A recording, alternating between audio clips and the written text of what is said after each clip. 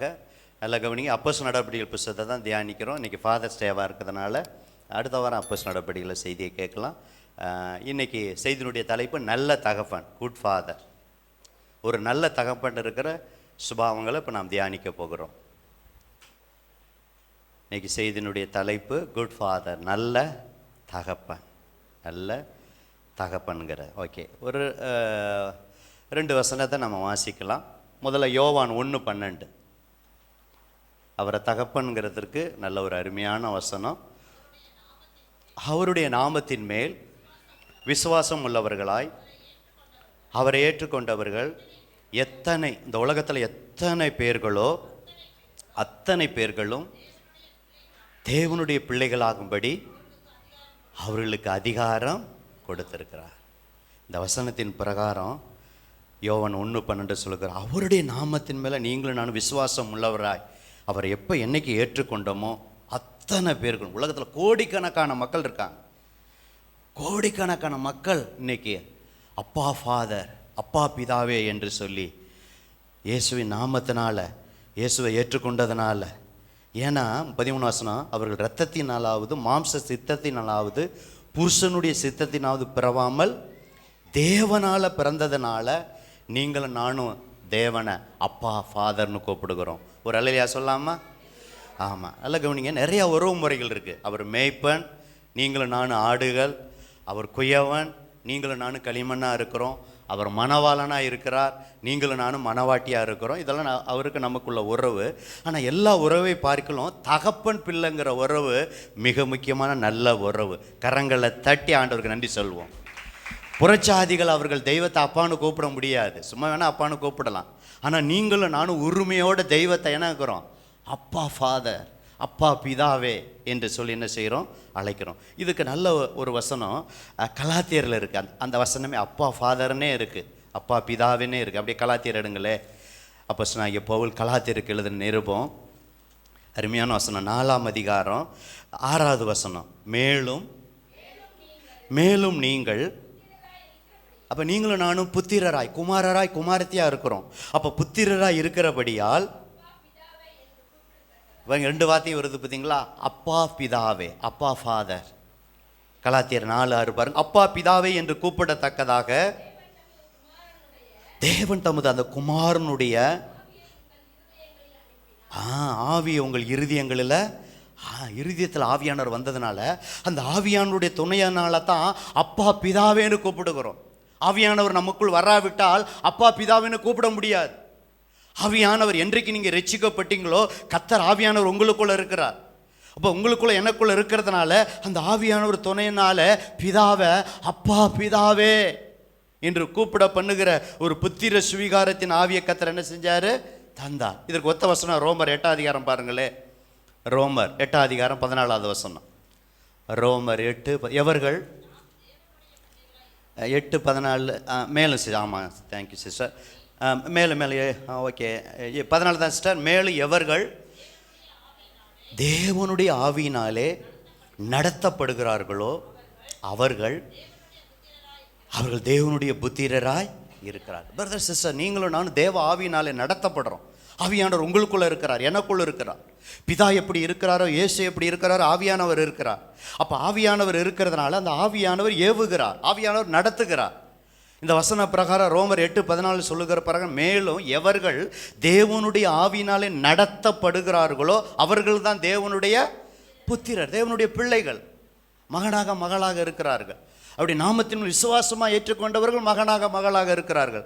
இந்த வசனத்தின் பிரகாரம் ஆவியானவர் நம்ம நடத்துறதுனால இந்த வசனத்தின் பிரகாரம் எவர்கள் தேவனாக நடத்தப்படுற அவர்கள் தேவனுடைய பிள்ளைகளாக மகனாக மகளாக என்ன செய்யாங்க இருக்கிறதை நாம் பார்க்கிறோம். நம்முடைய ஆண்டவராகிய இயேசு கிறிஸ்து கூட ஏறக்குறைய 3 இடத்துல பிள்ளைகளே பிள்ளைகளே பிள்ளைகளே அப்படின்னு ஏறக்குறைய எத்தனை தடவை சொல்லியிருக்காரு சொல்லுங்க சத்தமா? 3 தடவை. எங்கே இருக்குது பாஸ்டர்? ஒரு 3 பேர் சீக்கிரம் வாசிக்கலாமா? மார்க் 10:24 சீக்கிரம். 3 இடத்துல, இன்னும் ஒரு வேளை இருக்கலாம், ஏறக்குறைய 3 இடத்துல நான் எழுதி வச்சுட்டு வந்ததுனால நம்ம ஏறக்குறைய 3 தரங்கிறேன், 4 தர கூட இருக்கலாம். ஏறக்குறைய 3 தர இயேசு கிறிஸ்து சீசர்களை பார்த்து பிள்ளைகளேன்னு சொன்னார். மார்க் 10:24. ஆ ஆ இயேசு பின்னும் அவர்களை நோக்கி, அங்கே என்ன வார்த்தை வருது? பிள்ளைகளே. சரிங்களா? மார்க் 10:24 சீசர்களை பார்த்து அவர் சொல்கிறாரு, பிள்ளைகளே. வாசிங்க சிஸ்டர். ஆ ஆ ஒரு காரியத்தை சொல்ல, பிள்ளைகளே, ஐஸ்வர்யத்தின் மேல் நம்பிக்கையாக இருக்கக்கூடாது. நம்பிக்கையாக இருக்கிறது தேவனுடைய ராஜ்யத்தில் பிரவேசிக்கிறது எவ்வளவு அரிதாக இருக்கிறது.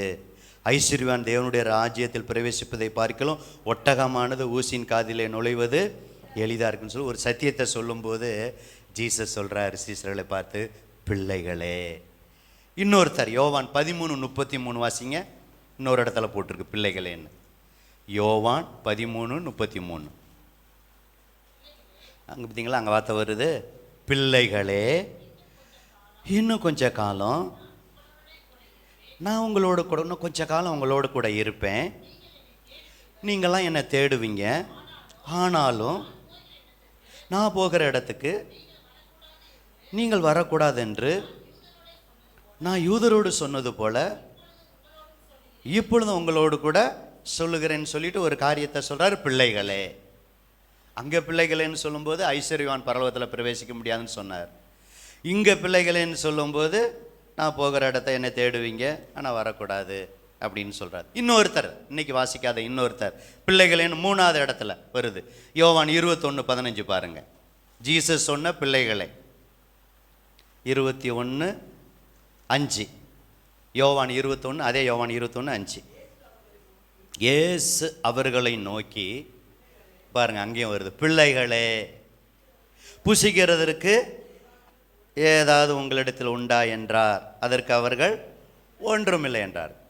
அப்போ 3 இடத்துல நம்முடைய ஆண்டவராகிய இயேசு பிள்ளைகளே பிள்ளைகளே பிள்ளைகளேங்கிறார். இதாங்க நல்ல ஒரு உறவு. மற்ற உறவு ரொம்ப முக்கியம்தான். அவர் சகோதரராக இருக்கிறார், அம்மாவாக இருக்கிறார், எல்லாம் ஓகே. ஆனால் அவர் தகப்பனாக இருக்கிறார். பிதா எப்படி நமக்கு ஒரு தகப்பனாக இருக்கிறார், ஜீசஸும் அவரையும் அப்பான்னு நம்ம உரிமையோடு கூப்பிடுறோம். பாருங்கள், அவர் நாமம் அதிசயமானவர், ஆலோசனை கர்த்தர், வல்லமையுள்ள தேவன், நித்திய பிதா, சமாதான பிரபு. அங்கே என்ன வார்த்தை வருது? நித்திய பிதா. ஜீசஸுக்கு ஒரு பெயர், என்ன பேர்? நித்திய பிதா. நித்திய பிதா. ஆனாலும் அதனால் நான் தான் பிதான்னு அவர் என்றைக்கும் தன்னை உயர்த்தலை.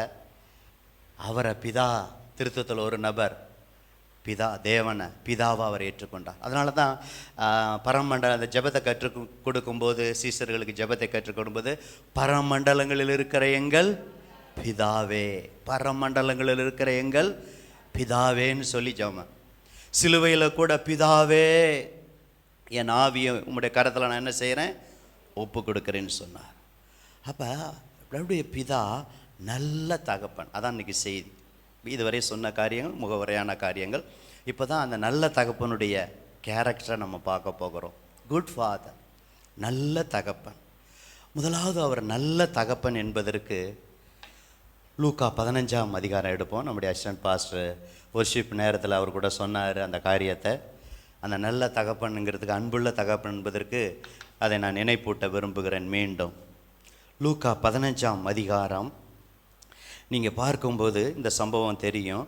இதில் 3 உவமை சொல்லப்பட்டிருக்கிறது. காணாமல் போன ஆடுகள், காணாமல் போன 10 வெள்ளி காசில் ஒரு காசு, அப்புறம் 2 பேரில் ஒருத்தர்னு சொல்லி 3 விதமான உவமைகளை இங்கே சொல்லப்பட்டிருக்கிறது. இப்போ அந்த அன்புக்கு அடையாளமாக இந்த ஓடி வரும்போது பாருங்களேன், இப்போ 20 மட்டும் படிங்க. லூக்கா 15:20. எழுந்து, தகப்பன் பாருங்க, எழுந்து புறப்பட்டு, சரி எழுந்து புறப்பட்டுனா இளைய குமாரன் எழுந்து புறப்பட்டு தகப்பன் இடத்துல வந்தான், ஓகே. இளைய குமாரன் தூரத்தில் வரும்போதே அவனுடைய தகப்பன் அவனை கண்டு மனது உருகி ஓடி அவன் கழுத்தை கட்டி கொண்டு அவனை முத்தம் செய்தான். இதாங்க அன்பு. ஒரு அலையா சொல்லாமா? உங்களுக்கு தெரியும் அந்த சம்பவம். பன்றிக்கு போட்ட தவிடு கூட கிடைக்காம, முடியெல்லாம் வளர்ந்து, சேவிங் பண்ணாமல், இழைச்சி போய் உருகுலைஞ்சி அப்படி வரும்போது, தூரத்தில் வரும்போதே, அதான் தகப்பனுடைய அன்பு. தகப்பனை விட்டு அவர் தான் பிரிஞ்சு போனார். இளையகுமாரன் போகிறத அவர் விரும்பவே இல்லை. ஆனால் ஆஸ்தியில் எனக்கு பங்கு கேட்டு அவர் சொத்தை பிரிச்சுக்கிட்டு போய் துன்மார்க்கமாக தூர தேசத்தில் போய் துன்மார்க்கமாக அழித்து போட்டு வேசிகள் இடத்துல எல்லாத்தையும் அழிச்சு, நண்பர்கள்லாம் போய் பஞ்சம் வந்து, அந்த நேரத்திலும் கூட வேலைக்காரனாக என்னை வச்சுக்கிட்டா கூட போதும் அப்படின்னு சொல்லி அந்த சூழ்நிலையில் வரும்போது, அந்த தகப்பனுடைய அன்புக்காக சொல்கிறேன், அந்த தகப்பன் என்ன செய்கிறாரு, ஓடி வந்து ஓடி கழுத்தை என்ன செஞ்சார், கட்டி கொண்டு அவன் என்ன செஞ்சார், முத்தம் செய்கிறதுப்பா. இதுதான் தகப்பனுடைய அன்பு. தகப்பனுடைய அன்பு. God is love. நம்முடைய தேவன் நல்லவர், அவர் நல்ல தகப்பன்னு நம்ம அவரை சொல்கிறதுக்கு காரணம், அவர் அன்புள்ள தகப்பன். அவருடைய அன்பு மாறாதது. பிரதர், இந்த உலகத்தில் எல்லா மனிதருடைய அன்பு, மனுஷியுடைய அன்பெல்லாம் மாறிடும். ஊழியக்காரருடைய அன்பு மாறிடும், உறவினருடைய அன்பு மாறிடும், விசுவாசிகளுடைய அன்பு மாறிடும், பக்கத்து வீட்டாருடைய அன்பு மாறிடும், உங்கள் ஹவுஸ் ஓனருடைய அன்பு மாறிடும். ஏன்னா அது மாறக்கூடிய அன்பு. ஆனால் மாறாத அன்பு தேவனின் அன்பு. ஒரு அல்லேலூயா சொல்லாமா? நேற்றும் இன்றும் என்று மாறாத அன்பு, மனது உருகிற அன்பு. இங்கே தகப்பன் பாருங்க, மனது உருகின்னு அந்த வார்த்தை போட்டிருக்கு. மனது உருகி ஓடி, மனது உருகிற அன்பு, மன்னிக்கிற அன்பு. அடுத்த வசனத்தில் அவர் சொல்கிறார், குமாரன் 21 தகப்பனை நோக்கி, தகப்பனே, பரத்துக்கு விரோதமாக உமக்கு விரோதம் பாவம் செய்தேன், இனிமேல் உம்முடைய குமாரன் என்று சொல்லப்படுவதற்கு நான் பாத்திரன். குமாரன், நான் பிள்ளையே கிடையாது, நான் துரோகம் செஞ்சிட்டேன், உங்கள் சொத்தெல்லாம் அழிச்சிட்டேன், வேசிகள் இடத்துல போய் ஆஸ்தியை அழிச்சிட்டேன், நான் குமாரனே கிடையாது. ஏன்னா அந்த குற்றம் மனசாட்சி அவரை வாதிக்குது அந்த பாவத்தினால். ஆனால் 22 பாருங்க, அப்பொழுது தகப்பன் தன் ஊழியக்காரர் நோக்கி, நீங்கள் உயர்ந்த வஸ்திரத்தை கொண்டு வந்து இவனுக்கு உடுத்தி, இவன் கைக்கு மோதிரத்தையும் கால்களுக்கு பாதரட்சியும் போடுங்கள், கொளுத்த கன்றை கொண்டு வந்து அடியுங்கள், நாம் புசித்து சந்தோஷமாயிருப்போம், என் குமாரன் ஆகி. அந்த வார்த்தையை கவனிச்சிங்களா? அவர் சொல்கிறாரு, மகன், நான் இளைய குமாரன், நான் குமாரன் கிடையாது, வேலைக்காரனாக வச்சுக்கங்கன்னு. ஆனால் தகப்பனுடைய அன்பு பாருங்க, நீ என்ன பாவம் செஞ்சிருந்தாலும் நான் அந்த பாவத்தை நான் மன்னிக்கிறேன். நீ சொத்தே அழிச்சிருந்தாலும் நான் ஆஸ்திக்காரன், என்கிட்ட இன்னும் நிறைய சொத்து இருக்கு, நீ என் மகன்தான். நீ ஆவிக்குரிய வாழ்க்கையில் செத்த நிலைமையில் இருந்த, உயிரோட சாகலை, உயிர் இருக்கு, ஆனால் ஆவிக்குரிய வாழ்க்கையில் செத்த நிலைமையில், உயிரோடு இருந்தும் செத்தவன் என்ற நிலைமையில் இருந்த, ஆனால் திரும்ப உயிர்ப்பித்த. 24 பாருங்க, என் குமாரனாகி இவன் மரித்தான், திரும்பவும் உயிர்த்தான், காணாமற் போனான், திரும்பவும் காணப்பட்டான் என்றான். அப்படி அவர்கள் சந்தோஷப்பட தொடங்கினார்கள். என் அன்பு தேவ பிள்ளைகளை, இதுதாங்க ஆண்டவருடைய அன்பு. ஆண்டவருடைய அன்பு நம்மளை மன்னிக்கிற அன்பு, இரக்கம் நிறைந்தவர், ஓடி வருகிறவர், கட்டி அணைக்கிறவர், திரும்ப மகனாகவே ஏற்றுக்கொள்ளுகிறவர். பாவத்தினாலே மகன் ஸ்தானத்தை அவர் மனசாட்சியில் இழந்துட்டார். ஆனால் தகப்பன் அப்படி நினைக்கவே இல்லை. நீ என் மகன்தான், நீ என் மகள் தான் அப்படின்னு சொல்லி திரும்ப மகன் ஸ்தானத்திலேயே எல்லா சொத்தையும் கொடுக்கறத எங்கே பார்க்குறோம். இதுதான் தகப்பனுடைய அன்பு. ஆண்டவர் பிதா, குட் ஃபாதர், நல்ல தகப்பன் என்பதற்கு அவர் அன்புள்ள தகப்பன், அப்படி அன்புள்ள தகப்பன். அதே போல் அன்பு தேவ பிள்ளைகளே, இன்னொரு காரியத்தை நான் சொல்லுகிறேன். இன்றைக்கு தகப்பன்மார், ஆண்டவரையும் சொல்கிறேன், உங்களையும் நினச்சி பேசுகிறேன். இன்றைக்கி தகப்பன்மார்கள் இத்தனை பேர் கையை உயர்த்தினீங்க, ஒருத்தருக்கு ஒருத்தர் கையை கொடுத்தீங்க, ஹாப்பி ஃபாதர்ஸ் டே சொன்னீங்க. உங்கள்கிட்டையும் அந்த அன்பு இருக்கிறது. அதுக்கு நல்ல உதாரணம் 2 சாமுவேலில் தாவீது, ஒரு அப்பா வாசிங்க, ஒரு ஃபாதர் வாசிங்க. 2 சாமுவேல் 18:33. தகப்பன் ஸ்தானத்தில் இருக்கிறவங்க எடுத்து 2 சாமுவேல் 18:33 வாசிங்க. அப்பொழுது ராஜா மிகவும் கலங்கி,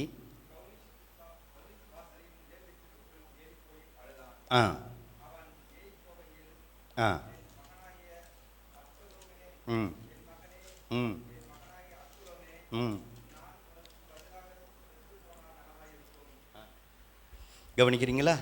வாசிங்க பிரதர். 2 சாமுவேல் 18:33. அப்பொழுது ராஜானா தாவீது மிகவும் கலங்கி கெவினி வாசலின் மேல் வீட்டிற்குள் ஏறி போய் அங்கே என்ன செய்கிறாரு? அழுகிறார். இதாங்க அன்பு. அவன் ஏறி போயிட்டு இருக்கும்போதே, என் மகனாகிய அப்சலோமே, என் மகனே, என் மகனாகிய அப்சலோமே, நான் உனக்கு பதிலாக செத்தேனானால், பார்த்தீங்களா? அப்புறம் இவருடைய தீய சுபாவத்தை சொல்றேன். அப்சலோமே, என் மகனே, என் மகனே என்று சொல்லி அழுதான். அந்த அப்சலோம் ரொம்ப நல்லவருங்களா? சொல்லுங்க, சத்தமாக சொல்லுங்க. எங்க அப்பா ராஜாவாக இருக்கும்போதே ராஜ பதவிக்கு ஆசைப்பட்டு தன்னோட ராஜ அரண்மனைக்கு வரவங்களாம் ஒரு கூட்டத்தை சேர்த்துக்கிட்டு தாவீதுக்கு விரோதமாக தாவீது அரண்மனையை விட்டு என்ன செஞ்சவர்? துரத்தினவர் தான் சொந்த மகன் அப்சலோம். தாவீதுக்கு நிறைய மகன்கள் இருக்கிறார்கள். அதில் ஒரு மகன் தான் யார்? அப்சலோம். யுத்தம் நடக்குது, யோவாப் படைத்தலைவன். அப்போ யுத்தத்தில் இந்த சம்பவம்லாம் தெரியும், காரியத்தை நான் சுருக்கிறேன். யுத்தத்தில் அவர் இறந்துடுறார். இன்னைக்கு இருக்கிற தகப்பனாக இருந்தா என்னை எப்படி துரோகம் பண்ணி எப்படி என்ன ஓட வெறுங்காலோடு நான் அரண்மனை விட்டு போனோன்னே, நீ செத்த பிறகு தாண்டா அப்போ நான் நல்லா இருக்கேன் அப்படின்னு இன்னைக்கு இருக்கிற தகப்பனாக இருந்தால் சொல்கிறார். ஆனால் நான் பிரசங்கம் பண்ணுகிற இந்த தாவீது அவர் துன்மார்க்கந்தான். அப்போ கூட மெதுவாக நடப்பீங்கிறார். யுத்த வீரர்கள் என்ன செய்கிறாங்க? மெதுவாக நடப்பீங்க யோவாப்பிட்ட சொல்கிறத பார்க்குறோம். சன்னல் பின்னலான அதில் அவர் தலை மாட்டிக்கிட்டு அடித்தே கொள்கிறாங்க. அதுக்கு முன்னாடிலாம் படித்து பார்த்தீங்கன்னா தெரியும், அப்சலோமை அடித்தே கொள்கிறாங்க. இது விஷயம் வந்தவொடனே தாவீது சந்தோஷப்படுவார்னு நினச்சாங்க. ஆனால் இந்த வசனம் பாருங்கள், இதான் அன்பு.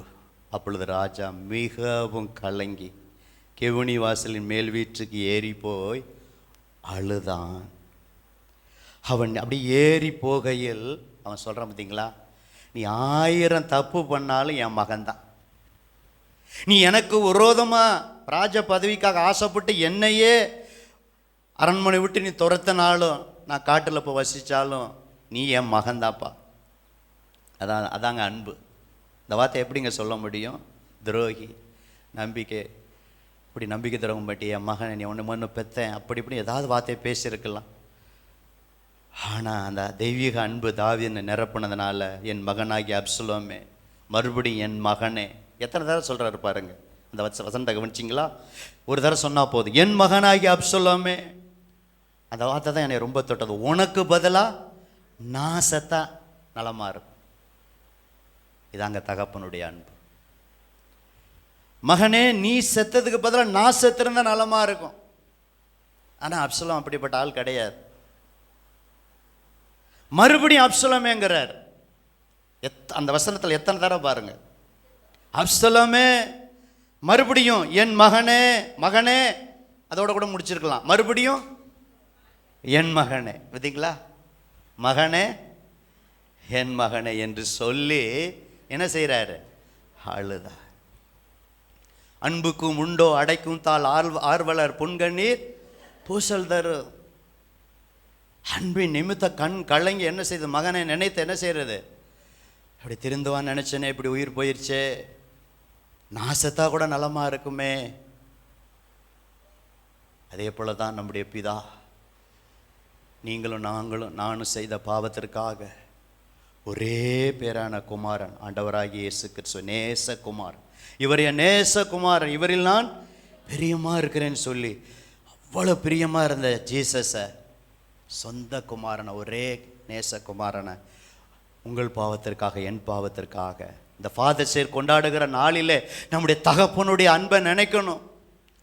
தகப்பன் ஜீசஸை அனுப்பி, ஒரே மகனை அனுப்பி உருகுலைஞ்சி நமக்காக நொறுக்கி கடைசி சொட்டு ரத்த வரை சேர்ந்து உயிரை கொடுத்து அன்பை வெளிப்படுத்தினார். அந்த அன்புக்காகத்தான் இவ்வளோ நேரம் நான் பேசுகிறேன்.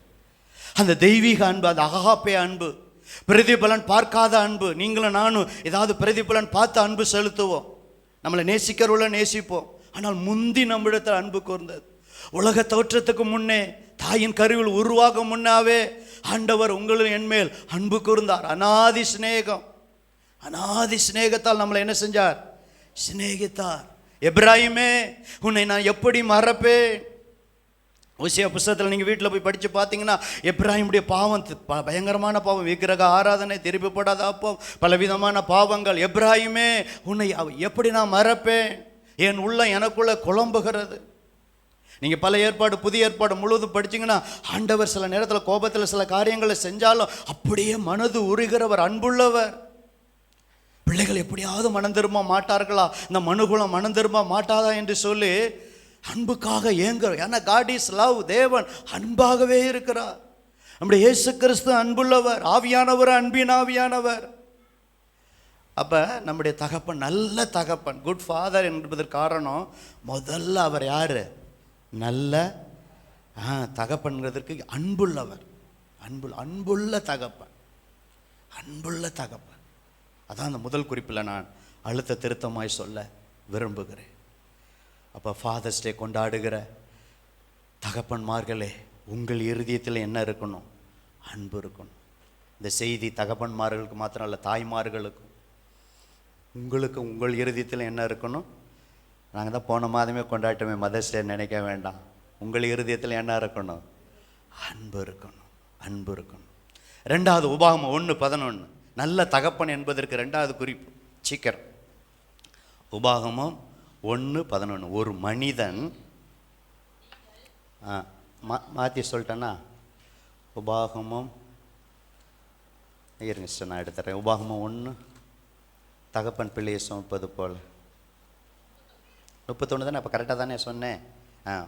1:31 தானே? படிங்க. ஒரு மனிதன், உபாகமம் 1:31, நல்லா கவனிங்க. இதில் ரெண்டாவது குறிப்பு நல்ல தகப்பன் என்பதற்கு. இந்த ஃபாதர் சேல நம்முடைய பரமபிதா நல்ல தகப்பன் என்பதற்கு ரெண்டாவது குறிப்பு, ஒரு மனிதன் தன் பிள்ளையை சுமந்து கொண்டு போவது போல. இஸ்ரவேல் ஜனங்களை பார்த்து ஆண்டவர் சொல்றாரு, இஸ்ரவேல் ஜனங்களே, நீங்கள் இவ்விடத்திற்கு வருகிற வரைக்கும் நடந்து வந்த வழிகள் எல்லாவற்றிலும் உங்கள் தேவனாகிய கர்த்தர் உங்களை சுமந்து கொண்டு வந்ததை கண்டீர்களே. சுமக்கும் தகப்பன் ரெண்டாவது குறிப்பு. நம்மளை பாதுகாத்து சுமக்கிற தகப்பன், அப்படி கூட நீங்கள் எழுதிக்கலாம். இன்னும் கூட ஒரு வார்த்தை கூட எழுதிக்கலாம், பாதுகாத்து பராமரித்து சுமக்கிற தகப்பன், இப்படி கூட தலைப்பை எழுதிக்கலாம். என்ன ஃபஸ்ட்டு ஒன்றை சொல்லுங்கள், ஃபஸ்ட்டு ஒன்றை சொல்கிறீங்க, அப்புறம் நாங்கள் எழுதிட்டு இருக்கோம், ரெண்டாவது சொல்கிறீங்க, மூணாவது சொல்கிறீங்கன்னா எழுதுறவங்க எழுதுங்க, இறுதிய பலகளை எழுதி வச்சுக்கோங்க. ரெண்டாவது குறிப்பு என்ன தெரியுங்களா? பாதுகாத்து, சத்தமா, பராமரித்து சுமக்கிற தேவன். தகப்பன் தகப்பன் தகப்பனுங்கிற தலைப்பில் தான் தேவன் தான், ஆனால் தகப்பனுங்கிற தலைப்பில் தான் தியானிக்கிறோம். கொஞ்சம் யோசிச்சு பாருங்க. இஸ்ரவேல் ஜனங்கள் எகிப்திலிருந்து இப்போ மோசே தான் இந்த வார்த்தையை சொல்கிறார். அப்போ இந்நாள் வரைக்கும் ஒரு மனிதன் பிள்ளையை சுமந்து கொண்டு போவது போல, பார்த்தீங்களா? உதாரணம் சொல்லி, நீங்கள் இவ்விடத்திற்கு, இந்த இடத்துக்கு, இந்த உமா 1 அதிகாரத்தில் எந்த இடத்துல வந்தாங்களோ, அப்போ இந்த இடத்துல வருகிற வரைக்கும் அப்போ நடந்து வந்த, எகிப்திலிருந்து புறப்பட்டு இந்த இடத்து வரைக்கும் வந்த வழிகள் எல்லாவற்றிலும் உங்கள் தேவனாகிய கர்த்தர் உங்களை எப்படி நடத்தி கொண்டு வந்தார்? சுமந்து கொண்டு வந்தார். என் அன்பு தகப்பன்மார்களே, சகோதரிமார்களே, இந்த ஜூன் மாதம் 15ஆம் தேதி வரைக்கும் நீங்கள் பிறந்த நாள் முதல் யோசிச்சு பாருங்க. அன்பு மகளே, சிஸ்டர், பிரதர், அம்மா, ஐயா, யோசிச்சு பாருங்க. நீங்களும் நானும் பிறந்தது முதல் டுடே, இன்றைய வரைக்கும், ஜூன் மாதம் இந்த 15ஆம் தேதி வரைக்கும் சுமந்து கொண்டு வந்தார். அவர் நல்ல தகப்பன் இல்லைங்களா? கரங்களை உயர்த்தி நல்ல தகப்பனுக்கு ஒரு அல்லேலூயா சொல்லாமா? நல்ல பலத்தை இடி முழக்கம் போல அவர் நல்ல தகப்பன். எத்தனை சோதனைகள், எத்தனை ஆபத்துக்கள் யோசிச்சு பாருங்க நம்முடைய வாழ்க்கையில். இது இஸ்ரவேல் ஜனங்க வாழ்க்கையில். நம்ம வாழ்க்கை எத்தனை வியாதிகள், எத்தனை பலவீனங்கள், எத்தனை ஆக்சிடென்ட்டுகள் யோசிச்சு பாருங்க. போன வாரத்தில் அந்த விமான விபத்தை நீங்கள் கேள்விப்பட்டிருப்பீங்க. கொஞ்சம் யோசிச்சு பாருங்க. அவங்களாம் இறந்துருப்பேன்னு நடிச்சிருப்பாங்களா? ஒரு குடும்பம், இடையில பேசாதீங்க, என்ன கவனிங்க, அப்படியே செல்ஃபி எடுக்கிறாங்க. எல்லாத்தையும் நான் சொல்ல நேரம் இல்லை. அப்படியே அம்மா அப்பா பிள்ளைங்க அங்கிட்ட உட்காந்துருக்காங்க. ஏரோப்ளேனில் என்ன இருக்காங்க, அப்படியே செல்ஃபி எவ்வளோ சந்தோஷமாக அவங்க லண்டன் போய் அங்கே போய் குடியிருப்போம், எவ்வளோ என்ஜாய் பண்ணிட்டு போயிருப்பாங்க. யோசிச்சு பாருங்க. அடுத்து இன்னொரு காரியத்தை சொல்லிட்டோம். இன்னும் நிறையா வர்றது இருக்குது, ஒரு சில வந்ததை நான் சொல்கிறேன். கல்யாணம் ஆகி 2 நாள் தான் ஆகுது. கல்யாணம் ஆகி 2 நாள் தான் ஆகுது. சந்தோஷமாக மனைவி ஃப்ளைட்டில் அனுப்பி, அப்புறம் உன்னை நான் அழைச்சிட்டு போகிறேன் அப்படின்னு சொல்லி அந்த அகமதாபாத் அந்த ஏரட்ரம் வரைக்கும் வந்து மனைவி கையை அசைத்து. யோசிச்சு பாருங்கள், கல்யாணம் ஆகி 2 நாள். சற்று நேரத்துக்கு பிறகு அதிர்ச்சி செய்தி. அந்த ஏர் இண்டியா 1 கோடி ஒரு ஆளுக்கு கொடுக்குறேன்னு சொன்னிச்சு. ஒரு அம்மா சொல்லுது, எங்கள் தகப்பனை கொடுங்க, நான் 2 கோடி தரேங்க. யோசிச்சு பார்த்தீங்களா? அதெல்லாம் நீங்கள் 1 கோடி எங்களுக்கு தரலாம் எங்கள் அப்பா இறந்ததுக்கு. அந்த அம்மா சொல்கிறாங்க, அந்த மகள் சொல்கிறாங்க, நான் 2 கோடி தரேன், எங்கள் அப்பா உயிரை திரும்ப கொடுக்க முடியுமா?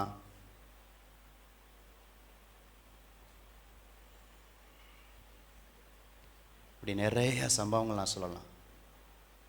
நான் ஏன் அதை சொல்கிறேன்னா, அவங்கள விட நீங்களும் நானும் நீதிமான் பரிசுத்தவான் என்ற அல்ல. இன்றைக்கு உயிரோடு இருப்பது ஆண்டவருடைய கிருபை.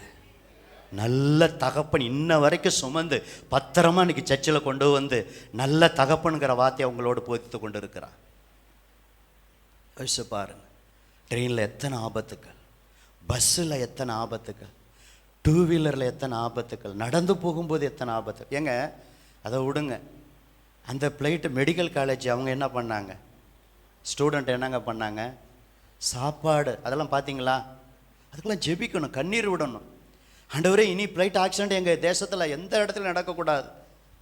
அதுக்காகத்தான் நான் இந்த பாரத்தை மறுபடியும் நினைப்பூட்டுறேன். உங்களுக்கு தெரிந்திருந்தால் அவங்க சாப்பாடு, அந்த தட்டெல்லாம் பாருங்கள், அப்படி சாப்பாடெல்லாம் இப்படியே பார்த்தீங்களா? அதில் எத்தனை பேர் காயம், எத்தனை கல்லூரி மாணவர்கள். இப்போ நம்முடைய வாழ்க்கையிலும் ஃப்ளைட்டில் நம்ம போகாவிட்டாலும் சாதாரண வாகனங்களில் போகும்போது, பஸ்ஸில் போகும்போது, ட்ரெயினில் போகும்போது எத்தனை ஆபத்துக்கள், எத்தனை வியாதிகள், பலவீனங்கள். ஏன்னா அவர் பாதுகாத்து பராமரிக்கிற தகப்பன், சுமக்கிற தகப்பன் என்பதற்காகத்தான் அந்த காரியத்தை சொல்லுகிறேன். இஸ்ரவேல் ஜனங்களை 40 வருஷம் அற்புதமாய் பாதுகாத்தார். பகலில் மேகஸ்தம்பம், இரவில் அக்னி ஸ்தம்பம், கொள்ளிவாய் சர்ப்பத்துக்கு தேளுக்கு காப்பாற்றினார். எதிரிகள் வந்தார்கள் ஒரு சில இடத்துல. அதுக்கப்புறமும் யோசுவா காலத்திலேயே எதிரி மேல் எதிரி காணான் சொன்ன மாதிரி சுமந்து கொண்டு போய் அந்த இடத்த போய் சேர்த்தார். பாலும் தேனும் ஓடுகிற கானான் தேசத்தில் போய் சேர்த்தார். அதனால தான் மோசே அனுபவமாக சொல்கிறார், ஒரு மனிதன் தன் பிள்ளையை சுமந்து கொண்டு போவது போல நீங்கள் இவ்விடத்துக்கு வருகிற வரைக்கும் நடந்து வந்த வழிகள் எல்லாவற்றிலும் உங்கள் தேவனாகிய கர்த்தர் உங்களை சுமந்து கொண்டு வந்ததை கண்டீர்களே. அப்போ பாதுகாத்து பராமரித்து சுமந்து கொண்டு வந்த நல்ல தகப்பன். அவர் நல்ல தகப்பன் என்பதற்கு 2வது காரணம், நம்மளை பாதுகாத்தாரே, நம்மளை பராமரித்தாரே, நம்மளை சுமந்து கொண்டாரே. தகப்பன் பிள்ளையை சுமப்பது போல, கழுகு சுமப்பது போல, கோழி ஒரு பறந்து வரும்போது, ஆபத்து வரும்போது, செட்டைகளில் இருக்கும்போது செட்டைகளில் மறைவில் ஆண்டவர் உங்களை என்னையும் ஆண்டவர் பாதுகாத்தாரே, பாதுகாத்தாரே. பறந்து காக்கிற பட்சிகளை போல ஆண்டவர் நம்மளை ஆதரவாக இருந்தாரே, நம்மளை காப்பாற்றினாரே, சுமந்து கொண்டு வந்தாரே. அதை நீங்களும் நானும் அதை மறக்கக்கூடாது. அது மறக்கக்கூடாது. பாதுகாக்கிற தேவன் நமக்கு அடைக்கலமும் பலனும் ஆபத்து காலத்தில் அனுகூலமான ஒரு துணையாக இருந்தாரே. பறந்து காக்கிற பட்சிகளை போல சேனைகளின் கர்த்தர் எருசலேமின் மேல் நம்ம மேல் ஆதரவாக இருந்தாரே. அவர் அதை காத்து தப்ப பண்ணினாரே. கடந்து வந்து அதை விடுவித்தார். கடந்து வந்து ஆபத்து நேரத்தில் என்னை நோக்கி கூப்பிடு, அப்பொழுது நான் விடுவிப்பேன், நீ என்னை மகிமைப்படுத்துவான்னு சொல்லி நமக்கு வருகிற ஆபத்து நேரத்திலெல்லாம் ஆண்டவர் பாதுகாத்தாரே, பராமரித்தாரே. தகப்பன் பிள்ளையை சுமப்பது போல சுமந்தாரே. அவர் நல்ல தகப்பன், அவர் நல்ல தகப்பன், அவர் நல்ல தகப்பன். இது 2வது ஒரு காரியம். 3வது ஒரு காரியம் எழுதி வைத்துக் கொள்ளுங்கள். உங்களை என்னையும் அற்புதமாய் போஷிக்கிற தேவன். போஷிக்கிற, இதில் 2 காரியத்தை நான் பதிவு செய்ய விரும்புகிறேன். போஷிக்கிறதுனா உணவு காரியம், பூமிக்குரிய உணவையும் கொடுத்து ஆவிக்குரிய உணவையும் கொடுத்து அற்புதமாக நம்மளை என்ன செய்கிறாரு? உங்களை என்னையும் போஷிக்கிறார். இளையகுமாரன் பாருங்க, யோசிக்கிறார், எங்கள் அப்பா வீட்டில் பூர்த்தியான சாப்பாடு. அந்த வார்த்தையை கவனிச்சிங்களா? எங்கள் அப்பா வீட்டில் பூர்த்தியான சாப்பாடு இருக்கும்போது நான் பசியினால் சாகிறேனே, பன்றிக்கு போடுகிற தவிடு கூட எனக்கு கிடைக்கலையே அப்படின்னு அப்புறம் தான் எழுந்து ஒரு தீர்மானம் பண்ணுறார். அப்போ அப்பா வீட்டை நினைக்கிறார், அப்பா பூர்த்தியான சாப்பாடு. நம்முடைய ஆண்டவர் போஷிக்கிற தேவன். கூப்பிடுகிற காக்க குஞ்சிக்கு கூட என்ன செய்யவர்? அவர் போஷிக்கிற தேவன். ஆகாயத்து பட்சிகளை கவனித்து பாருங்கள், அவைகள் விதைப்பதும் இல்லை அறுப்பதும் இல்லை, அவைகளுக்கும் உங்கள் பரமபிதா, நம்முடைய பரமபிதா என்ன செய்கிறாரு? பிழைப்பூட்டுகிறார். அப்போ அவருடைய சாயலில் இணைக்கப்பட்ட உங்களையும் என்னையும் ஆண்டவர் அற்புதமாய் உலக பிரகாரம் உணவும் ஆவிக்குரிய உணவாகிய வசனத்தினால் நம்மளை என்ன செய்கிறவர்?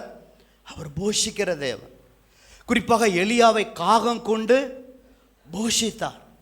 எலியாவை அற்புதமாய் ஆண்டவர் காகம் கொண்டு போஷித்தார். அது நம்ம தமிழ் பைபிளில் காகம்னு போட்டிருக்கு, ஆனால் அது இந்த காக்கா கிடையாது, நம்ம ஊரில் வர்ற அந்த காக்கா கிடையாது. அது வெளிநாட்டில் இருக்கிற அந்த பெரிய பறவை, பறந்து கழுகு மாரி இருக்குமில்ல, அதான் அதனுடைய அர்த்தம். கரெக்டாக அப்பமும் இறைச்சி என்ன செய்யுது? கரெக்டாக கொண்டு வந்து கொடுக்குது. காரணம், நம்முடைய ஆண்டவர் போஷிக்கிற தேவன். பசியினால் வருந்த விடவே மாட்டான். தாவீது சொல்கிறார், நான் இளைஞனாக இருந்தேன், முதிர் வயதான ஆனேன், நீதிமானுடைய சந்ததி அப்பத்துக்கு இறந்து திரிந்ததில்லை. நான் பார்த்ததே கிடையாது. நான் இளைஞனாக இருந்தேன், இப்போ வயசு முதிர் வயதாயிருச்சு, நீதிமானுடைய சந்ததியை நான் பார்த்தேன், அப்பத்துக்கு இறந்து காரணம் அவர் போஷிக்கிற தேவன். பஞ்ச காலத்திலையும் அவர் என்ன செய்கிறவர்? போஷிக்கிற தேவனாக இருக்கிறார். நம்முடைய ஆண்டவராகிய இயேசு கிறிஸ்துவை கூட நீங்கள் எடுத்துக்கொள்ளுங்க. 3 நாள் பிரசங்கம் பண்ணிட்டு ஜனங்க போகும்போது சாப்பாடு இல்லாமல் போனால் சோர்ந்து போவார்கள்னு சொல்லி உங்களிடத்துல என்ன இருக்குதுன்னு சொல்லும்போது 5 அப்பம் 2 மீன், அது அந்திரேயா அந்த சிறுவன்ட்டு இருந்து அந்த பாக்ஸில், டிஃபன் பாக்ஸில் அம்மா கொடுத்த அந்த 5 அப்பம் 2 மீன், அது அவருடைய கரத்தில் கொடுக்கும்போது, அதை ஸ்தோத்திரம் பண்ணும்போது அற்புதம் ஆண்டவர் செஞ்ச பிறகு அதை பெருக பண்ண போது 5000 புருஷர்கள் நல்ல திருப்தியாக. நம்முடைய ஆண்டவர் எப்பொழுதும் திருப்தியாக சாப்பிட செய்கிறவர். ஒரு அல்லையா சொல்லாமா? நீங்களும் நானும் பாஸ்டிங் பிரேயராக இருந்து வேண்டான்னு சொன்ன தவிர உச்சிதமான கோதுமைனாலும் கண்மலை தேனினாலும் என்ன செய்வார்? திருப்தியாக்குறவர். நல்ல உயர்தர நல்ல தரமான உணவு காரியங்களை கொடுத்து உங்களை என்ன செய்கிறவர்? போஷிக்கிற தேவன். 5 அப்போ 2 3 ஃப்ரெஷ்ஷாக ஆண்டவர் அற்புதம் செஞ்ச பிறகு 5000 புருஷர்கள் மனைவிமார்கள் சேர்த்தா 10,000 பேருக்கு மேலே வந்துடும். மீதி 12 கூட நிறைய நிரப்புற அளவுக்கு ஆண்டவர் அந்த வனாந்திரத்தில் அவங்க போனால் வழியில் அதான் தகப்பனுடைய உள்ளம். அதான் தகப்பனுடைய உள்ளம். அவர் போஷிக்கிற தேவன். ஒரு தாய் எப்படி போஷிக்கிறாங்களோ அதே போல் தகப்பன். இப்போ தாய் என்ன செய்வாங்க? சாப்பிட வான்னு தான் கூப்பிடுவாங்க. ஆனால் தகப்பன் சாப்பிட வைக்கும்போது பிள்ளை சாப்பிட்டாங்களா, அவன் சாப்பிட்டானா, மகள் சாப்பிட்டுச்சா அப்படின்னு விசாரித்து சாப்பிடுகிறான். நமக்கு தாயினுடைய அன்பு தான் தெரியுது, ஆனால் தகப்பனுடைய அன்பு சில நேரம் என்னது தெரியாது. இப்போ இப்போ தாயெல்லாம் உதாரணத்துக்கு சொல்கிறேன், ஒரு தோசை மாதிரி சாப்பிட ருசியாக இருக்கும். ஆனால் தோசைகள் யார் தெரியுங்களா? தகப்பன். தோசை யார்? தாய்மார்கள். தோசைகள் யார்? தோசைகள் வெந்தால் தான் என்ன முடியும்? தோசை ருசியாக இருக்கும். அப்போ அன்பு தேவ பிள்ளைகளே, இன்றைக்கு எத்தனை தகப்பன்மார்கள் பிள்ளைகளை போஷிக்க, அவங்க ட்ரெஸ் எடுக்காட்டினாலும், அவங்க சில உள்ளாடைகள் 1 2 இருந்தாலும், பனியம் இருந்தாலும், கிழிஞ்ச பனியை போட்டிருந்தாலும் பிள்ளை நல்லா இருக்கணும். தான் படிக்காவிட்டாலும் பிள்ளை நல்லா படிக்கணும். யோசிச்சு பாருங்க பிள்ளைகளே, தகப்பனுடைய அன்பை தியானிக்கும் போது உங்கள் உலகப்பரானுடைய தகப்பனுடைய அன்பை தியானிங்க. நான் டிகிரி படிக்கலை, நான் 10th தான் படிச்சிருக்கேன், நான் +2 படிச்சிருக்கேன், என் மகள் ஒரு டிகிரி படிக்கணும், நல்லா படிக்கணும் அப்படின்னு எவ்வளோ தியாகமாய் தகப்பன்மார்கள் அதற்காக கடுமையாக என்ன செய்கிறார்கள்? உழைக்கிறார்கள். பிள்ளைகளை வளர்க்கிறார்கள். யோசிச்சு பாருங்க, எத்தனை பேர் ரிக்ஷா ஓட்டி, தான் ரிக்ஷா ஓட்டினாலும் பரவாயில்ல, பிள்ளை ரிக்ஷா ஓட்டக்கூடாது, அவன் நல்லா படித்து அவன் நல்ல ஒரு வேலைக்கு என்ன செய்யணும் வரணும்னு சொல்லி அவன் எவ்வளவு அந்த முயற்சி, அந்த தகப்பன்மார் முயற்சி எடுக்கிறதெல்லாம் பார்க்குறோம். அப்போ அன்பு தேவ பிள்ளைகளே, தகப்பனுடைய அன்பு உங்களை போஷிக்க, உங்களை பராமரிக்க, உங்கள் தேவைகளை சந்திக்க, உங்கள் ஸ்கூல் ஃபீஸ் கட்ட, காலேஜ் ஃபீஸ் கட்ட, கடன் வாங்கி எவ்வளவு தியாகப்பட்டு யோசிச்சு பாருங்கள், அந்த கடனை அடைக்க, கொஞ்சம் கொஞ்சமாக அடைக்க. இன்றைக்கு இந்த நிலைமையில் நீங்கள் உயர்ந்திருப்பதற்கு காரணம் தாயினுடைய ஒரு பங்கு ஒரு பக்கம் இருந்தாலும், தகப்பனார் தினத்தில் தகப்பனாருடைய பங்கு உண்டு. இந்த செய்தியை தியானிக்கும் போது என்னுடைய தகப்பன் நான் நினைக்காமல் இல்லை. ஒரு விவசாயி, சாதாரண கூலி வேலை. ஆனால் கூலி வேலை செய்தாலும் தினந்தோறும் கஷ்டப்பட்டு உழைத்து நல்ல முன்மாதிரியான தகப்பனாய் என்னுடைய தகப்பனார் இருந்தார். என் அன்பு தேவ பிள்ளைகளே, இந்த ஃபாதர்ஸ் டே கொண்டாடுகிற நாளிலே பரம தகப்பன் போஷிக்கிறார், உண்மைதான். ஆனால் யார் மூலம் போஷிக்கிறார்? உலகப்பரமன தகப்பன் மூலம் உங்களை போஷிக்கிறார். இந்த இடத்துல இந்த டிவி பக்கத்தில் ஒரு குருவி இருக்கும்போது, கூடு கட்டிகிட்டு இருக்கும்போது பார்த்தீங்கன்னா அதை அடைச்சிட்டோம். இப்போ இந்த இடத்துல ஒரு இடத்துல கண்ணாடி உடஞ்சி, ஆனால் அந்த கண்ணாடி வழியாக வந்து என்ன செய்யும்? அது அப்படியே உணவு கொண்டு வந்து என்ன செய்யும்? அப்படியே குஞ்சுகளுக்கு என்ன செய்யும்? அதை ஊட்டும். அந்த குஞ்சு வாயை பிளந்து என்ன செய்யும்? அதை அப்படியே சாப்பிடும், திரும்ப வரும், திரும்ப அதுக்கப்புறம் எடுத்துகிட்டு போயிடுச்சு, நம்ம அதையும் அடைச்சிட்டோம். அப்போ உலகப்பிரகான பறவைகள், விலங்குகள் தான் பெற்றெடுத்த பிள்ளைகளை என்ன செய்யுது? போஷிப்பது போல நம்முடைய பரம தகப்பன் நம்மளை போஷிக்கிறார். அதற்கு காரணமாய் உலகப்பிரகான தகப்பனும் போதிக்கிறார். இந்த இடத்துல இன்னொரு தகப்பனை உங்களுக்கு நான் அறிமுகம் செய்ய விரும்புகிறேன். அதுதான் ஆவிக்குரிய தகப்பன். இப்போ எடுங்க 1 தெசலோனிக்கேயர். இந்த 3 தகப்பன்மாரும் ரொம்ப முக்கியம். இந்த தகப்பன்மார் தினத்தை கொண்டாடுகிற நாளிலே இந்த 3 தகப்பன்மாரையும் நம்ம நினைவு கூற வேண்டும். நீங்கள் அப்படியே 1 தெசலோனிக்கேயர் எடுங்களே. அப்படியே நீங்கள் 1 தெசலோனிக்கேயர் நீங்கள் எடுத்தீங்கன்னா அங்கே 1 தெசலோனிக்கேயர் முன்னாடி கொரிந்தியர் புஸ்தகத்தில் உங்களுக்கு தகப்பன்மார் உண்டுன்னு சொல்லி அங்கே போடப்பட்டிருக்கு. ஓகே, 1 கொரிந்தியர் 4ஆம் அதிகாரம், அதை படிப்போம். அங்கே தாயை குறித்து 1 தெசலோனிக்கேயர் போட்டிருக்கு, அதை எடுக்க வேண்டாம். 1 கொரிந்தியர் 4ஆம் அதிகாரத்தில்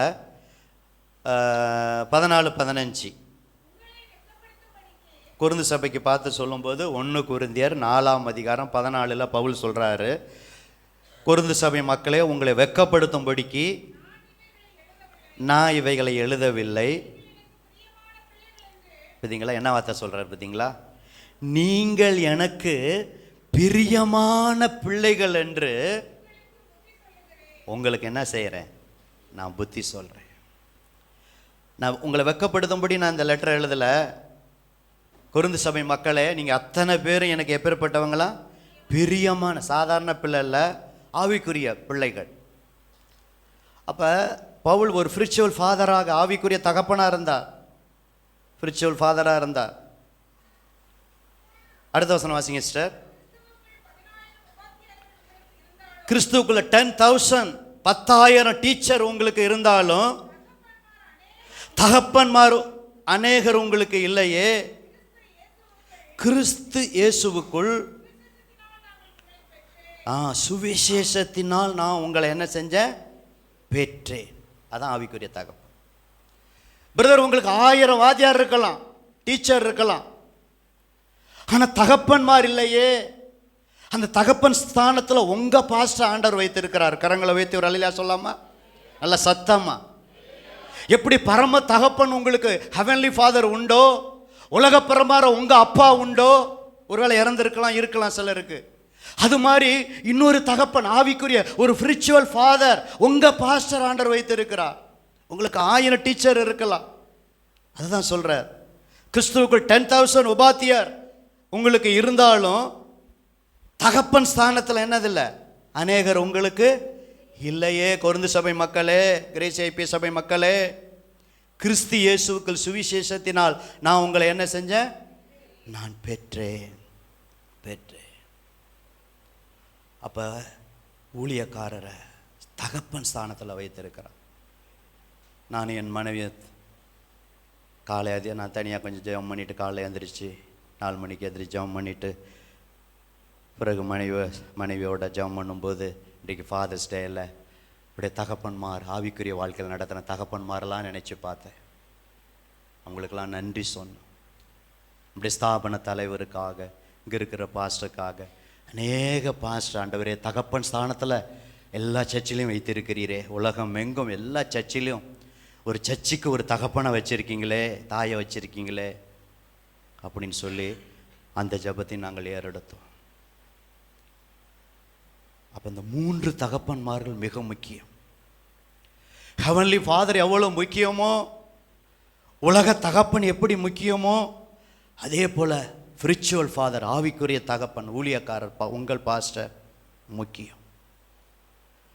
பாருங்க, தீமேத்திக்கு பவுல் எவ்வளோ பேர் இருந்தாலும் தீமேத்தியை பார்த்து அவர் அடிக்கடி சொல்கிற ஒரு காரியம் என் பிரியமான உத்தம குமாரன், பிரியமுள்ள குமாரன். அதில் ஒரு வசனத்தை சொல்லி அடுத்த குறிப்புக்கு நான் போக விரும்புகிறேன். பிலிப்பியர் 2:22 வேகமாக. அப்போஸ்தலனாகிய பவுல் பிலிப்பியருக்கு எழுதின நிருபம் 2ஆம் அதிகாரம் 22. பார்த்தீங்களா? அதுக்கு முன்னாடி 21 வாசிங்க சிஸ்டர், புரியும் நல்லா. மற்றவர்கள் எத்தனையோ பேர் இருந்தாங்க, பவுல் சொல்கிறார், கம்பேர் பண்ணுறார். மற்றவர்கள் எல்லாரும் பிலிப்பியர் 2:21 கிறிஸ்து இயேசுக்குரியவைகளை தேடாமல் செல்பிஷாக இருக்கிறாங்க. வர்றவங்கெல்லாம் செல்பிஷாக இருக்காங்க, ஊழியம் செய்யணும்னு வரல. எத்தனையோ பேர் உடன் ஊழியராக இருக்கிறாங்க, எவ்வளோ பேர் வர்றாங்க, எத்தனையோ பேர் நான் பார்த்துருக்கிறேன். எல்லாருமே செல்பிஷாக இருக்கிறாங்க. அதான் அதனுடைய அர்த்தம். பிலிப்பியர் 2:21 மற்றவர்கள் எல்லாரும் கிறிஸ்து இயேசுக்குரியவைகளை தேடாமல் தங்களுக்குரியவைகளை என்ன செய்கிறாங்க, தேடுறாங்க. இப்போ கம்பேர் பண்ணுறாரு பாருங்க. பிலிப்பியர் 2:22 தகப்பனுக்கு பிள்ளை ஊழியம் செய்வது போல அவன் என்னுடனே கூட சுவிசேஷத்தின் நிமித்தம் ஊழியம் செய்தான் என்று அவனுடைய உத்தம குணத்தை என்ன செஞ்சிருக்கீங்க, அறிந்திருக்கிறீர்கள். அவன்னா யாரு? 19 படிங்க சிஸ்டர், 19லேருந்து. அன்றியும் நானும் உங்கள் பிலிப்பியர் சபையாரே உங்கள் செய்திகளை அறிந்து மன தேர்தல் அடையும்படிக்கு சீக்கிரமாய் அவர் யார்? அவர் தீமேத்தேயு உங்களிடத்தில் அனுப்பலாம் என்று கர்த்தராகிய இயேசுவுக்குள் நான் நம்பி இருக்கிறேன். அதேனென்றால்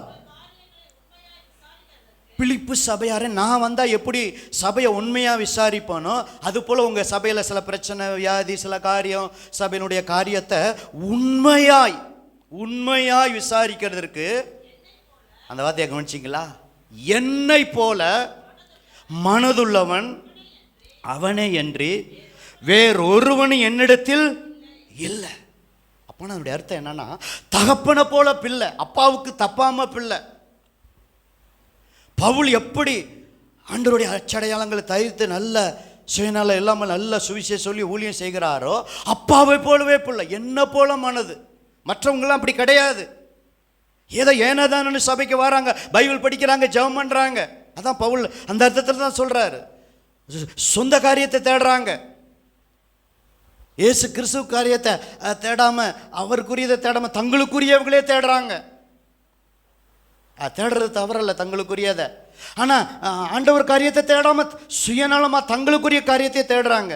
ஆனால் 22 பாருங்க, தகப்பனுக்கு பிள்ளை ஊழியம் செய்வது போல அவன் என்னோடு கூட சுவிசேஷத்தை ஊழியம் செய்தான் என்று அவனுடைய உத்தம குணத்தை அறிந்திருக்கிறீர்கள். இப்படிப்பட்ட ஆவிக்குரிய பிள்ளைகளை நம்முடைய கிரேஸ் ஐபிஎஸ் சபையில் ஆண்டவர் தேடுகிறார். ஊழியக்காரனை போல மனதுள்ளவன். நம்முடைய தரிசனம் அதுதான். இந்த சுவிசேஷம் அறிவிக்கப்படணும். இந்த கூத்தூரில் அறிவிக்கப்படணும், பலூரில் அறிவிக்கப்படணும், பள்ளிவீடில் அறிவிக்கப்படணும், சமயபுரத்தில் அறிவிக்கப்படணும், ஈச்சம்பட்டியில் அறிவிக்கப்படணும், பெரம்பலூர் வரைக்கும் அறிவிக்கப்படணும். இப்போ எல்லையை நம்ம நீட்டிட்டோம்.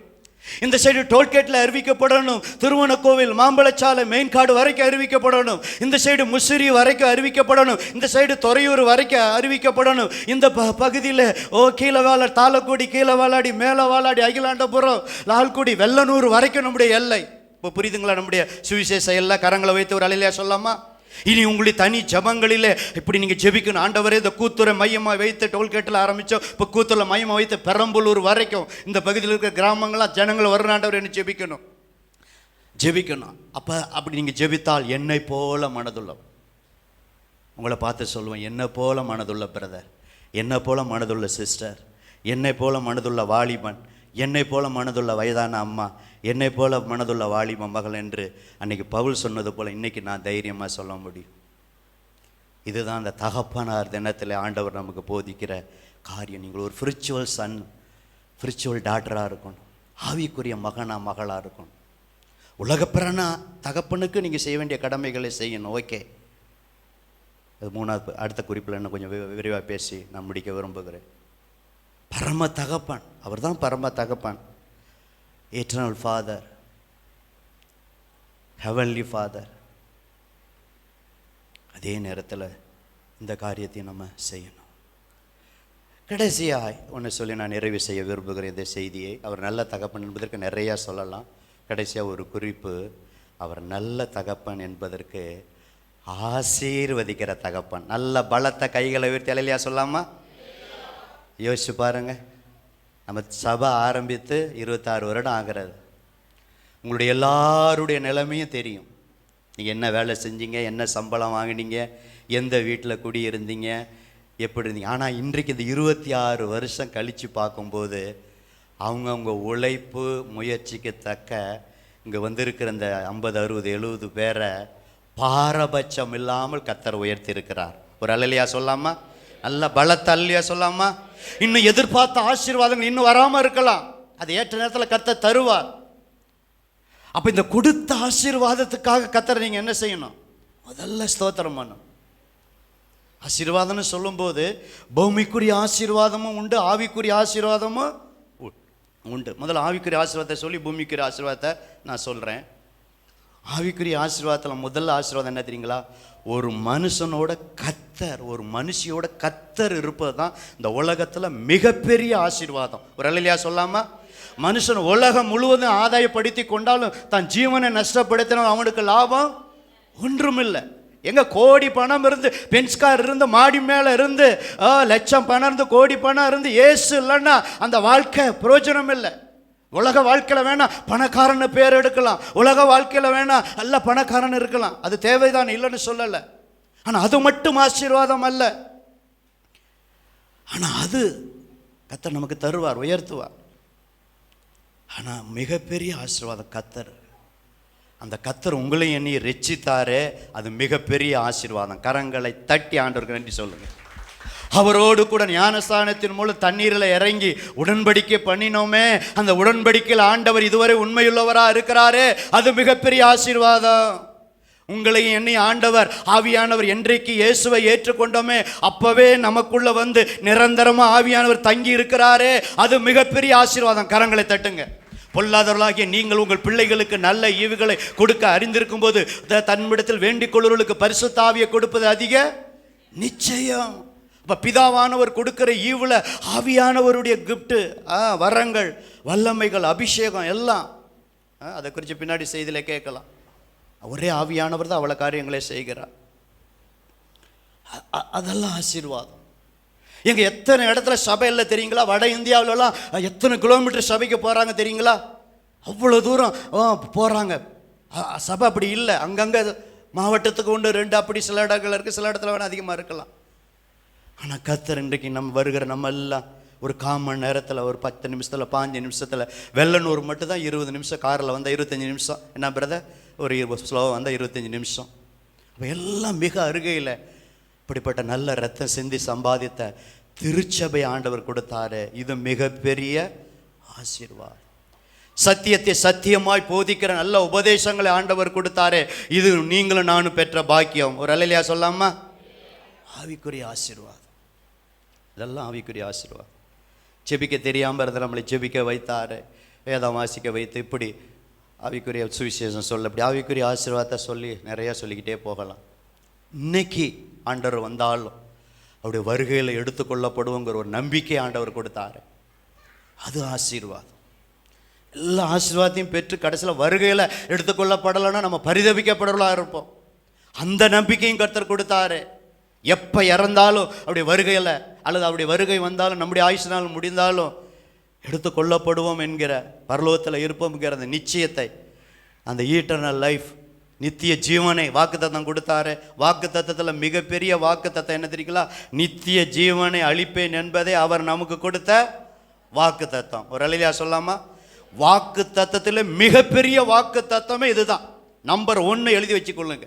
உங்கள் நோட்டில், டைரியில், தம்பிகளா உங்கள் பைபிளில் எழுதி வச்சுக்கொள்ளுங்க. வாக்குத்தத்தத்தில், இந்த பைபிளில் எல்லா வாக்குத்தத்தங்களும் கிறிஸ்து இயேசுவுக்குள் எப்படி இருக்கு?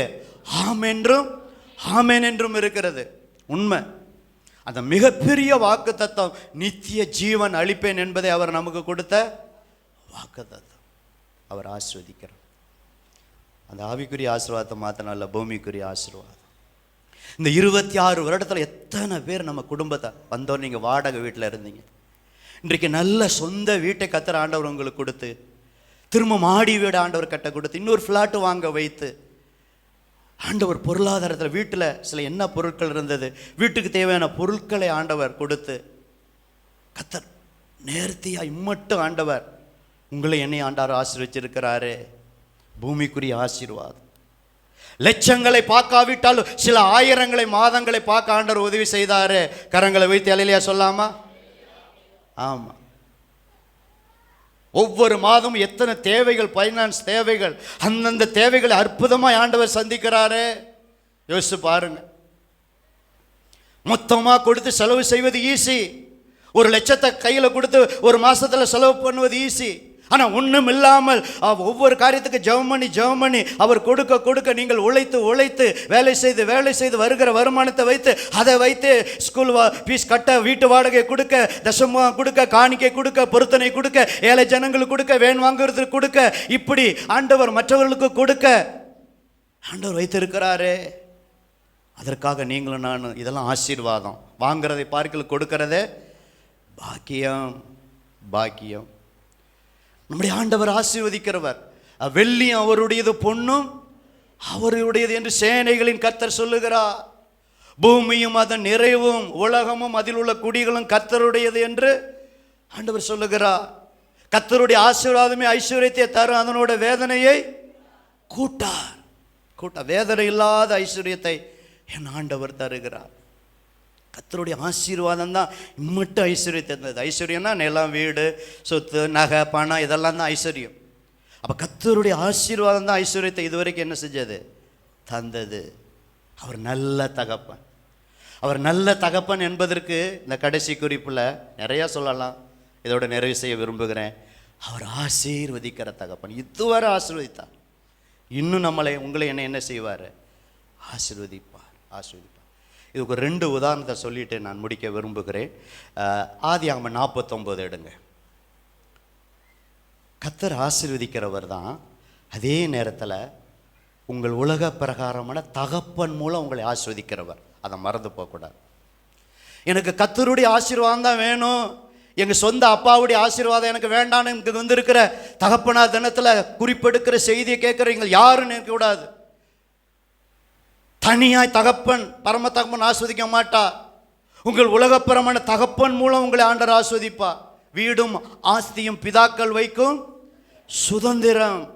வீடு, ஆஸ்தி அதை கர்த்தர் தான் தர்றாரு. ஆனால் உங்கள் உலகப்பரமான தகப்பன் மூலம் அவங்க கடுமையாய் உழைத்து வேலை செய்து அதை சேமித்து வைத்து சீட்டு போட்டு அதை ஏதோ ஒன்று பண்ணி இடத்த வாங்கி வீடை கட்டி அவங்களால என்ற அவங்க வருமானத்துக்கு வந்த, நீங்கள் மற்றவர்களை கம்பேர் பண்ணக்கூடாது. அவங்க இப்படி இவங்க இப்படி, அவங்க வேலை செய்கிறாங்க, 2 பேர் வேலை செய்கிறாங்க. அதனால் அவங்களுடைய வருமானம் வேறு. பிரதர், உங்களுடைய வருமானம் வேறு. மற்றவங்களை பார்த்து ஏமாந்து போகாதீங்க. உங்களை ஆண்டவர் ஆஸ்வதிப்பார், என்னை ஆண்டவர் ஆஸ்வதிப்பார். எந்த மனுஷனும் என்னை ஆஸ்வதிக்க முடியாது, எந்த மனுஷன் உங்களை ஆஸ்வதிக்க முடியாது. உங்களை என்னை ஆஸ்வதிக்கிறவர் கர்த்தர். பலத்த கைகளை உயர்த்தி ஒரு அல்லேலூயா சொல்லலாமா? நல்ல பலத்த கைகளை உயர்த்தி ஆண்டவர் ஆசீர்வதிப்பார். பாரபட்சம் இல்லாதபடி ஆண்டவர் ஆசீர்வதிப்பார். அதுல எவ்வளவு வேணும் சந்தேகம் இல்லை, மாற்று கருத்தும் இல்லை. படிப்படி ஆண்டவர் ஆசீர்வதிப்பார். ஆதியாகமம் 49 எடுத்துட்டீங்களா? அங்க தகப்பனுடைய ஆசீர்வாதத்தை பார்க்குறோம். யாக்கோபு வயசான காலத்தில் எல்லாரும் கூடி வாங்கன்னு சொல்லி ஒரு ஆசீர்வாதத்தை, நிறைய எல்லாத்தையும் வாசிக்க நேரம் இல்லை, ஒன்று மட்டும் நான் சொல்கிறேன். 3 பாருங்க. ரூபனே, நீ என் சேஷ்ட புத்திரன், நீ என் சத்துவமும் என் முதற் பலனுமானவர், நீ மேன்மையில் பிரதானமும், நல்ல வார்த்தை தான் சொல்கிறார், மேன்மையில் பிரதானமும் வல்லமையில் நீனு விசேஷமானவர் அப்படின்னு சொல்லிட்டு தகப்பன் சொல்கிறாரு 4வது வசனம், தண்ணீரை போல தளம்பினவனே நீ மேன்மை அடைய மாட்டாய். அப்புறம் பார்த்தீங்கன்னா மற்றவங்களுக்கும் நல்ல ஆசீர்வாதம்லாம் வருது. ஓகேவா? அந்த சிமியோன் லேவியை குறித்து அவங்களாம் அந்த பட்டயம் எடுத்து கொண்டதுனால அதுமாரிலாம் இருக்கக்கூடாதுன்னு வருது. யூதாவுக்கெல்லாம் நல்ல ஆசீர்வாதம் வருது. தான், இசக்கார், செபுலோன், நப்தலி, இன்னும் யோசேப்புக்கு விசேஷமான ஆசீர்வாதம்லாம் வருது. சரி, இப்போ இந்த குறிப்பில் நான் என்ன சொல்ல விரும்புகிறேன்னா, அவங்க சுபாவத்தை வச்சு அவங்க அப்பா என்ன செஞ்சார்? ஆசீர்வதிச்சார். பிரதர், உங்கள் அப்பா உலகப்பரான அப்பா உங்களை மனதார ஆஸ்வதிக்கணும். புரியுதுங்களா? அப்போ அந்த அளவுக்கு நீங்களும் நான் என்ன செய்யணும்? நடந்துக்கிட்டா உங்கள் அப்பா என்ன செய்வாங்க? ஆஸ்வதிப்பாங்க. இங்கே அவங்களுடைய கேரக்டரை வச்சு சில காரியங்களை சொல்கிறாரு. ஆனால் இதில் நான் ஒரு குறிப்பை சொல்கிறது, தகப்பனுடைய ஆசீர்வாதம். யோசேப்புக்கு அப்படி சில கிடையாது, நல்ல ஆசீர்வாதங்கள். அவர் நல்லா அந்த அளவுக்கு நடந்துக்கிட்டார். புரியுதுங்களா? அவங்க ஒரு சில கேரக்டரை வச்சு சில காரியங்களை சொல்லியிருக்கேன். ஆனால் சுருக்கமாக சொன்னால் நான் என்ன சொல்கிறேன்னா, தகப்பன் உங்கள் அப்பாட்ட நீங்கள் ஆசீர்வாதம் பெறும். எப்படி கர்த்தர் இந்த பாதசேல உங்கள் பரம தகப்பன் ஹெவன்லி ஃபாதர் ஆசீர்வதிக்கிறாரோ உண்மை. ஆனால் அவர் யார் மூலம் ஆசீர்வதிக்கிறாருன்னா, உலக பிரகாரமான தகப்பன். அவரை வேதனைப்படுத்திட்டு, அவரை நோகடிச்சிட்டு, கவனிங்க வாலிய பிள்ளை கவனிங்கப்பா, பேசாதீங்கப்பா, அவங்களுக்கு கீழ்ப்படியாமல் ஆண்டவரே என்னை ஆசீர்வதிங்கன்னா வசனத்துக்கு மிஞ்சி ஆண்டவர் ஆசீர்வதிக்கவே மாட்டார். ஏன்னா உன் வாழ்நாள் நீடித்திருப்பதற்கு உன்னை பெற்ற உன் தகப்பனையும் உன் தாயை என்ன செய்ய? கணம் பண்ணு. அப்போ உலகப்பிரவன தகப்பனை கணம் பண்ணும்போது, உலகப்பிரவன தகப்பனுக்கு கீழ்ப்படியும் போது ஆண்டவர் உங்களை ஆசீர்வதிப்பார். அப்படி ஆசீர்வாதம் ஆட்டோமேட்டிக்காகவே வரும். நம்ம போக்கஸ் அவர் மட்டும் ஆசீர்வதிக்கணுங்கிறோம். உலகப்பிரவன தகப்பன் நமக்காக எவ்வளோ கஷ்டப்பட்டு நம்மளை ஆளாக்கி நம்மளை வளர்த்து இவ்வளோ இந்த அளவுக்கு நம்ம இருப்பதற்கு காரணம் கர்த்தர் தான். ஆனால் அதே நேரத்தில் உலகப்பிரான தகப்பனுடைய பங்கு உண்டு. அதற்காக தான் நான் சொல்லுகிறேன். இந்த யாக்கோபு எவ்வளோ கஷ்டப்பட்டார் தெரியுங்களா? 20 வருஷம் ஆடு மாடு மேய்ச்சி சும்மா ஆசீர்வாதம் வரலங்க. ஆடு மாடு ஒட்டகம்லாம் பிள்ளைகளுக்கு சேர்த்து வைக்கல. அப்போ இன்றைக்கி இருக்கிற வீடு, இன்றைக்கி இருக்கிற சொத்து அவங்கள போலாம் இவங்கள போலாம் இருக்கலாம். நீ ஏன் என்னை பெத்த அப்படிலாம் பிள்ளைங்க கேட்காதீங்க. பெற்றோர்கள் உன்னை பெற்றதுக்கு வரலை பெற்றிருக்கலாம் நீங்களும் சொல்லாதீங்க. 2 பக்கமும் இருக்குது. பிள்ளைகளை கோபப்படுத்தக்கூடாதுன்னு பிதான்னு போட்டிருக்கு. பெற்றோர்கள் என்ன செய்யணும்? பிள்ளைகளை கோபப்படுத்தாமல் கர்த்தருக்கேற்ற சிச்சைகளை வளர்க்கணும். தகப்பன் சிச்சியாத புத்திரன் உண்டோ? சில நேரத்தில் அப்பா அம்மா ஏன் புத்திமதி சொல்கிறாங்க, அது கஷ்டமாக இருக்கும். அது நல்லது, அது நல்லது. அவங்கள வாழ்ந்தவங்க, உலகம் எப்படின்னு தெரியும், வாலிப வயசு எப்படி தெரியும். அதனால தான் அவங்க சில புத்திமதிகளை சொல்லும்போது நமக்கு வெறுப்பு வருது. எப்போ பார்த்தாலும் இதே தான் சொல்லிகிட்டு இருக்கதன். ஏன்னா உங்கள் நன்மைக்காக, நீங்கள் நல்லா இருக்க, உங்கள் வாழ்நாள் நீடித்திருக்க தான் உங்கள் அப்பா சொல்கிறாங்க. அப்போ இந்த லேவிங்களாம் கொலை செஞ்சாங்க பார்த்தீங்களா? போய் அப்போவே அப்பா வேண்டான்னாரு, போய் வெட்டிடாதீங்க அப்பான்னு. இவங்கெல்லாம் விருத்த சேதனம் பண்ண சொல்லிவிட்டு போட்டு தள்ளிட்டாங்க. யார்? லேவியும் சிமியோன். அதெல்லாம் படிச்சிருக்கீங்களா ஆதியாகமத்தில்? ஆமாம், சரி போகட்டும். இப்போ இன்னொரு காரியம் சொல்கிறேன். எப்படி பிதாவினுடைய ஹெவன்லி ஃபாதருடைய ஆசீர்வாதம் தேவையோ, உலகப்பரவன அப்பா ஆசீர்வாதத்துக்கு இதை சொன்னேன். யாக்கோபு 12 பிள்ளைகளை ஆஸ்வதிக்கிறது. உலகப்பிரன அப்பா ஆசீர்வாதம் தேவையோ அதே போல் உங்கள் ஆவிக்குரிய உங்கள் பாஸ்டருடைய ஆசீர்வாதம் இங்கே வந்திருக்கிற எல்லாருக்கும் தேவை. அதற்கு ஆதார வசனம் இருக்கா பாஸ்டர்? எடுங்க உபாகமம் 33. இதே 12 கோத்திரத்தை ஊழியக்காரர் ஆஸ்வதிக்கிறார். இதே மாதிரி இதில் சில வார்த்தைகள்லாம் அதில் கொஞ்சம் வித்தியாசம் வரும். இப்போ ரூபனை எடுத்துக்கிட்டோம் பார்த்தீங்களா, தண்ணீரை போல தளம்பினவனே நீ மேன்மை அடைய மாட்டாய். இப்போ அவர் இறந்துட்டார். அப்போ ரூபனுடைய சந்ததிலாம் இருக்குது. ரூபன் அந்த தகப்பனுடைய மஞ்சத்தை தீட்டுப்படுத்தினார். அதனால தான் தண்ணீரை போல தளம்பினவனே நீ மேன்மை அடைய மாட்டான்னு அப்போ ஆசீர்வாதம் வயசான காலத்தில் 12 பிள்ளைக்கு ஒரு பிள்ளை மூத்த பிள்ளைக்கு அவர் சொல்கிறாரு. ஆனால் இப்போ ஊழியக்காரன் மோசே உபாகமம் 33 அவர் அதேமாரி எல்லா கோத்திரத்தையும் என்ன செய்கிறாரு? ஆசீர்வதிக்கும் போது 6வது வசனம் மட்டும் படிங்க போதும். ரூபன் சாவாமல் பிழைப்பானாக, அவன் ஜனம் கொஞ்சமாய் ஈரார். அப்பா ஆசீர்வாதம் போடும்போது என்ன போட்டாரு? தண்ணீரை போல தளம்பினவனே நீ மேன்மையடைய மாட்டாய். அப்புறம் அவங்க பிள்ளை பிள்ளை பேர பிள்ளை அடுத்த ஜெனரேஷன் மோசே காலத்தில் வரும்போது அந்த ரூபன் கொத்தத்தை சொல்லும்போது, ரூபன் சாவாமல் பிழைப்பானாக, அவன் ஜனம் கொஞ்சமாயிராது. அப்படியே பார்த்தீங்கன்னா அப்படியே ஒவ்வொரு கோத்திரமாக லேவி, பென்யமீன், யோசேப்பு, செபுலோன், அப்படியே காத்து, அதான் நதியறத வீட்டில் போய் படித்து பாருங்கள், தானு, நப்தலி, ஆசேர், இப்படி எல்லா கோத்திரத்தையும் ஊழியக்காராசம். இதில் என்ன நான் சொல்ல விரும்புகிறேன்னா, பிதாவினுடைய ஆசீர்வாதம் எவ்வளவு முக்கியமோ, உலகப்பரனுடைய தகப்பனுடைய ஆசீர்வாதம் எவ்வளோ முக்கியமோ, உங்கள் பாஸ்டர் உங்களை மனதார வாழ்த்தி ஆசீர்வதிக்கணும். அந்த ஆசீர்வாதத்துக்கு பாத்திரமாக இருந்தால் ஆண்டவர் உங்களை என்னை ஆஸ்வதிப்பார். அல்லேலூயா. இதான் ஆசீர்வாதம் பெறதுக்கு 3 ஆசீர்வாதம் மிக முக்கியமானது. பிதாவினுடைய ஆசீர்வாதம், உலகப்பனுடைய தகப்பனுடைய ஆசீர்வாதம், அதே போல் உங்கள் பாஸ்டருடைய ஆசீர்வாதம். எனக்கு 2 ஆசீர்வாதம் போதும், அப்பாவுடைய பிதா ஆசீர்வாதம் போதும், எங்கள் அப்பா ஆசீர்வாதம் போதும், பாஸ்டருடைய ஆசீர்வாதம் வேண்டாம் நீங்கள் சொல்லக்கூடாது.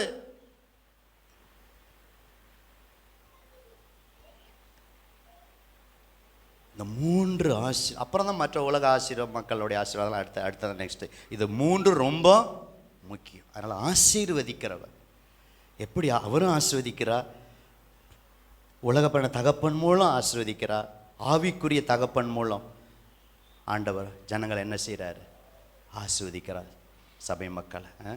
அப்போ நல்ல தகப்பன் என்பதற்கு 1 2 3 காரியங்கள் தான் நான் சொன்னேன். முதல்ல அன்புள்ள தகப்பன், 2வது பராமரித்து பாதுகாத்து சுமக்கிற தகப்பன், 3வது போஷிக்கிற தகப்பன், 4வது ஆசீர்வதிக்கிற தகப்பன். இப்போ சொல்லுங்கள், நம்முடைய இந்த தகப்பன் தினத்தில் நம்முடைய அப்பா நல்ல அப்பாவா இல்லைங்களா? சொல்லுங்கள் சத்தமாக. அவர் குட் ஃபாதர், அவர் நல்ல தகப்பன். அந்த தகப்பன் கர்த்தர் என்ன செய்வார்? ஆசீர்வதிப்பாராக. அதே போல் பிள்ளைகளும் உலகப்பரமான தகப்பனை நல்லா கனம் பண்ணுங்க. தந்தையை கனம் பண்ணுங்க, தாயை கனம் பண்ணுங்க. தந்தைங்கிறதுனால தந்தையை நான் மேன்மைப்படுத்துகிறேன்.